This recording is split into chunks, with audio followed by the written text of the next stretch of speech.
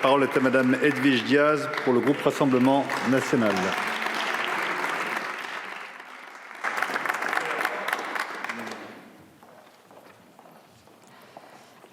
Merci Monsieur le Président, Monsieur le Ministre, chers collègues. Aujourd'hui, comme Bossuet, j'ai envie de rire de ceux qui pleurent les conséquences dont ils chérissent les causes. Mais très vite, l'humour cède la place à la désolation quand je vois une fois encore le triste spectacle d'une classe politique aux abois qui s'improvise maladroitement pompier pyromane.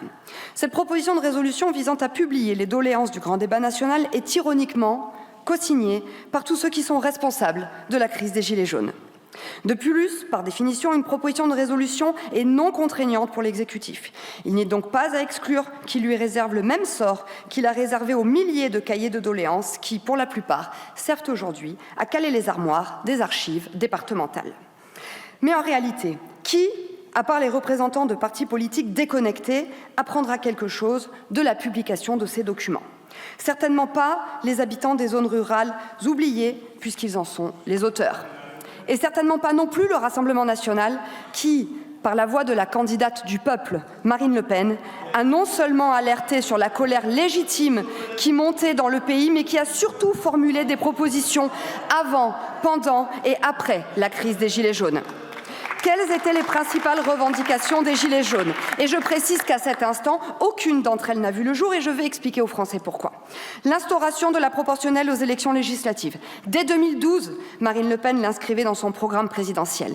Hélas, la présidente macroniste de l'Assemblée nationale a déclaré encore hier qu'elle n'en faisait pas, je la cite, une priorité. La création d'un référendum d'initiative populaire aux citoyennes, mesure du programme présidentiel 2017 de Marine, mais la gauche a, hélas, décidé de faire élire puis réélire Emmanuel Macron. La fin de la hausse des taxes, notamment sur le carburant. En 2018, mon collègue Bruno Bilde déposait une proposition de loi pour supprimer la TVA sur la TICPE. Les macronistes ne l'ont même pas inscrite à l'ordre du jour. L'augmentation des salaires nets. En janvier 2023, main dans la main, ils ont voté contre la proposition de loi de Jean-Philippe Tanguy visant à permettre aux entreprises d'augmenter de 10% les salaires, moyennant une exonération des charges dans la limite de 3 fois le SMIC. La non-augmentation de l'âge de départ à la retraite. Et là encore, il y a 4 mois, le parti unique s'est accoquiné pour rejeter la proposition de loi de Thomas Ménager visant à abroger l'injuste réforme des retraites d'Emmanuel Macron.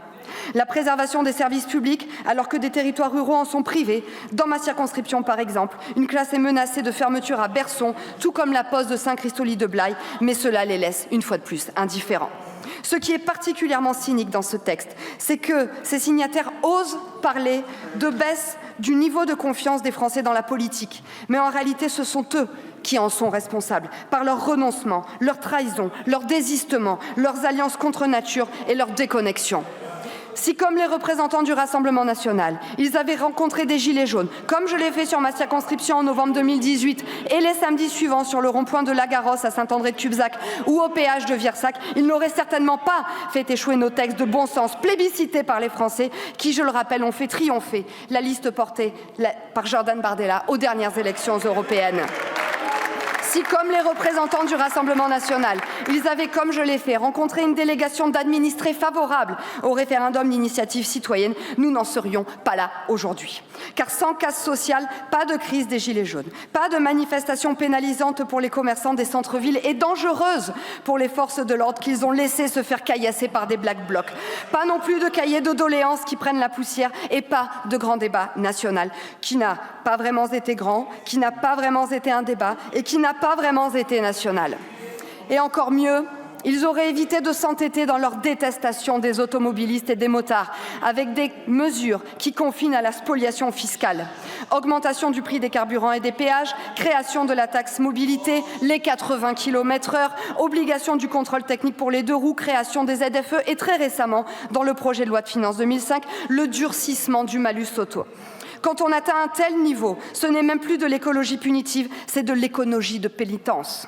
En d'autres termes, les Gilets jaunes ont demandé une révolution sociale et les Français ont obtenu la guillotine fiscale.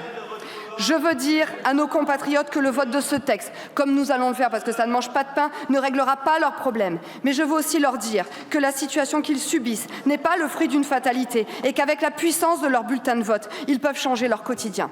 Pour le pouvoir d'achat, l'ordre, la prospérité et la sécurité, le seul vote qui vaille, c'est celui en faveur de la personnalité féminine préférée des Français, qui préside le groupe parlementaire préféré des Français et qui sera la candidate du premier parti de France. Il s'agit bien évidemment de Marine Le Pen.